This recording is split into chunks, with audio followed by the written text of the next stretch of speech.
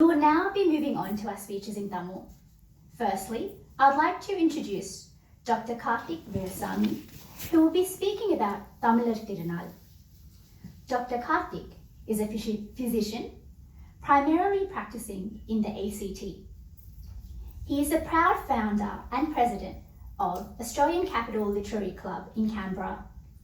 He is a poet, Tamil orator, stage manager, and has contributed towards approximately 100 Tamil community literary events across India and Australia. He is a lover of the language, arts, heritage, history, culture, and literature.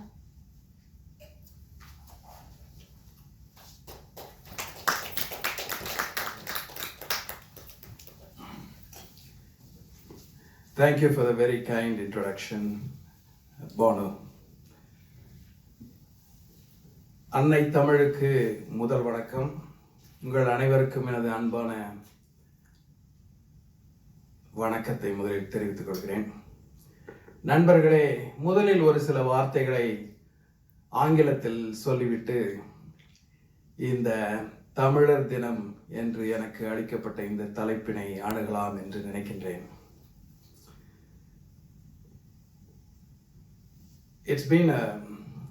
It's been a very interesting day so far. That's all I can say from the start until now. What different views, what different opinions, what diversity. This is exactly what Australia was about to say. And that's where we find unity. Unity in diversity is Australia. It pretty much sums up the entire view of probably every individual here. I've heard from the first speech until the last one by Kavita, which is quite inspiring, to be honest. She finished on a high note. Thanks, Kavita. I was feeling ready for the speech after she gave us some confidence and some hopes and to look forward to a better future in Australia. நண்பர்களே, தமிழில் உரை என்பதால் தமிழுக்கு தாவி விடுகிறேன்.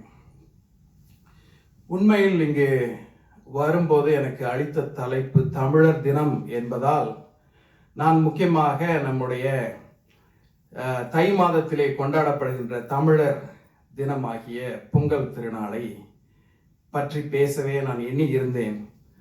ஆனால் நண்பர்களே, தினம் என்பது கொண்டாடப்படுவதா? தினம், தமிழர் தினம் என்பது நம் பெருமையை நாம் பேசிக்கொள்வதா? இல்லை, நாம் நெல்லை அறுவடை செய்து கதிரவனுக்கும் இயற்கைக்கும் நன்றி செலுத்தும் அந்த நாளை மட்டுமே தமிழர் தினம் என்று வைத்துக் கொள்வதா? இல்லை நண்பர்களே, இல்லை. தமிழன் என்றைக்கு தன் கருத்துக்களை நிலத்தில் விதைத்தானோ, அந்த கருத்துக்களால் உயர்ந்த எண்ணங்களை அறுவடை செய்தானோ, அன்றைக்கே தமிழர் தினம் துவங்கிவிட்டது. இனிய நண்பர்களே, முதலாவதாக இந்த மேடையினை இங்கு பாராளுமன்ற அரங்கிலே அழகுற அமைத்து எங்களுக்கு தந்த தமிழ் வளர்ச்சி மன்றம் டாக்டர் சந்திரிகா சுப்பிரமணியன் அவர்களுக்கு எனது நன்றியை தெரிவித்துக் கொள்கிறேன். அத்தோடு கூட ஆஸ்திரேலிய பாராளுமன்ற உறுப்பினர்கள் மிஸ் ஜோடி மக்கே, டாக்டர் ஹியூ மெக்டர்மாட் ஆகிய இருவருக்கும் வணக்கத்தையும் நன்றியும் தெரிவித்துக் கொள்கிறேன். தமிழர் தினம் என்பது நாம் கொண்டாடுகின்ற பொங்கல் திருநாளில் மட்டும் இல்லை, அதிலும் இருக்கிறது என்றாலும் கூட உண்மையில் உணர்வால், தன்னுடைய எண்ணத்தால் தமிழன் என்றைக்கு முக்கியமான விடயங்களை செய்ய தொடங்கினானோ, 2300 ஆண்டுகளுக்கு முன்னால் நம் உலகத்தில் ஒரு இலக்கியம் எழுததென்றால் ஐரோப்பியர்கள் வேட்டையாடி கொண்டிருந்தார்கள். ஐரோப்பியர்கள் காட்டிலே வேட்டையாடி கொண்டிருந்தார்கள், உணவை தேடிக் கொண்டிருந்தார்கள். அந்த நிலையிலே நம் தமிழ் மக்கள் இலக்கியம் படைக்கும் அளவுக்கு கலாச்சாரத்திலே ஓங்கி இருந்தார்கள் என்றால் மிகவும் பெருமைத்தக்க விடயம். அன்றைக்கேதான் தமிழர் தினம் நிகழ்ந்திருக்கிறது. ஔவையார் சொல்லுகிறார், நம் அனைவருக்கும் முதிய அன்னையாகிய ஔவை பாட்டி சொல்லுகிறார், நண்பர்களே, காடா கொன்றோ நாடா கொன்றோ அவலா கொன்றோ மிசையா கொன்றோ எவ்வழி நல்லவர் ஆடவர் அவ்வழி நல்லை வாழிய நிலனே என்று சொன்னாலே நம் பாட்டி. என்ன சொல்லுகின்றார்? ஒரு நாடு நன்றாக சீரமைக்கப்பட்ட நாடாகவும் இருக்கலாம், அன்றி அது காடாக கூட இருக்கலாம். ஒரு மேடாக இருக்கலாம் அல்லது பள்ளமாக இருக்கலாம். இதெல்லாம் முக்கியமில்லை நண்பர்களே. ஒரு நாட்டில் மக்கள் வாழ தகுதி வேண்டும் என்றால் அங்கு இருக்க வேண்டிய மக்கள் நல்லவர்களாக இருக்க வேண்டும். எவ்வழி நல்லவர் ஆளவர் என்று அதில் ஆண்களைத்தான் ஔவையார் சொன்னார் என்று அப்போ அந்த காலத்துல சொன்னார் என்று வைத்துக் கொண்டாலும் கூட இன்றைக்கு நாம் மக்கள் என்றுதான் அதை எடுத்துக்கொள்ள வேண்டும். ஏன்னா ஆண்கள்னு சொன்னா அது பெரிய பிரச்சனையாடு, ஜெண்டரிசம் இல்லையா? ஸோ ஔவையார் அன்று சொன்னது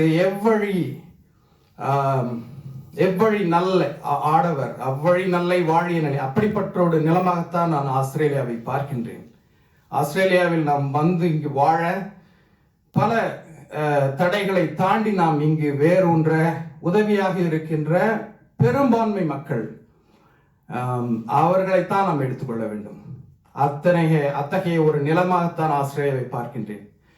முன்னரே சொன்னதை போல தமிழர் தினம் என்று பெருமை பேசுகின்ற நேரத்திலே நாம் கருத்துக்களைத்தான் முதலில் எடுத்துக்கொள்ள வேண்டும். நான் நினைத்திருந்தேன் இங்கு சில ஆங்கிலம் மட்டுமே பேசும் மக்கள் வந்திருப்பார்கள், அவர்களுக்காக ஒரு மொழிபெயர்ப்பாக ஆங்கில மொழிபெயர்ப்பை சொல்லிவிட்டு நம் தமிழர்களின் உயர்ந்த கருத்தான ஒரு உயரிய கருத்தான சங்க இலக்கிய பாடலை பற்றி இங்கு சொல்லலாம் என்று நினைத்திருந்தேன்.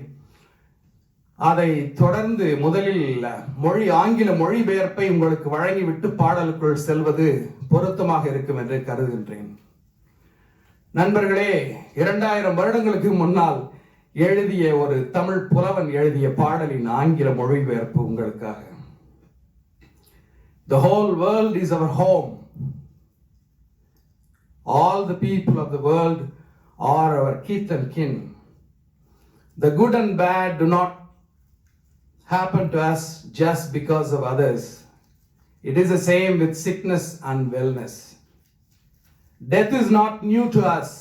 Death is not new to us. We don't live life up beyond our means as if there is no tomorrow. Neither do we get too depressed by its difficulties.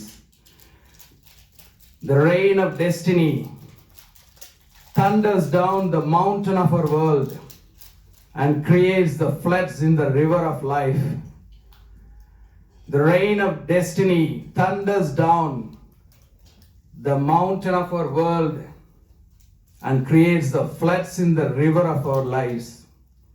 We, the mortal beings, are the actual boats that get floated and navigated by the river of our lives. We should remember that always. But we will find a way, our dear friends, we will find a way, he says. We will find a way to balance out the good and the bad, to balance out the evil and good fortune, to balance out the past, the present and the future. It's still in our hands. Let us be modest. Let us be modest and strike a balance, friends, because our elders, our sages, our wise men have said this. Let's be modest and strike a balance, friends, because our elders, our sages, and our wise men have said this. Do not respect the rich just for their affluence, nor do we look down upon the simplest of people. We look for balance, my dear friends. We strive for equanimity.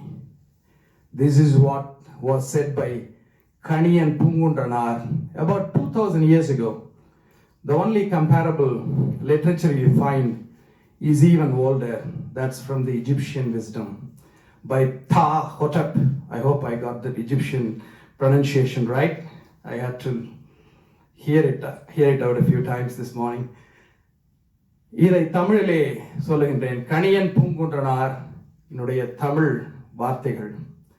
யாதும் ஊரே யாவரும் கேளிர், தீதும் நன்றும் பிறர் தர வாரா, நோதலும் தணிதலும் அவற்றோர் அன்ன, சாதலும் புதுவது அன்றே, வாழ்தல் இனிது என மகிழ்ந்தன்றும் இளமே, முனிவின் இன்னாதென்றலும் இளமே, மின்னொடு வானம் தன் துளி தலையி ஆனாது, கல் பொருது இறங்கும் மல்லல் பேர் யாற்று, நீர் வழிப்படுவோம் என்பது திறவோர் காட்சியின் தெளிந்தன மாகலின் மாட்சியின் பெரியோரை வியத்தலும் இளமே சிறியோரை இகழ்தல் அதனினும் இளமே என்று அற்புதமாக பாடி வைத்தான் நம் தமிழ் பாட்டன். இந்த முக்கியமான செய்தியையே நாம் தமிழர் முதலில் விழித்து உலகுக்கு கொடுத்த இந்த செய்தியையே உண்மையில் தமிழர் தங்களை தாங்களே கொண்டாடி கொள்ளும் திருநாளாக கருத வேண்டும் என்பது என்னுடைய மிக அழுத்தமான உறுதியான கருத்து. நண்பர்களே, இந்த சிற்றுரையை இதனோடு முடிக்கின்ற நேரத்தில் ஒரு சிறிய விண்ணப்பம்.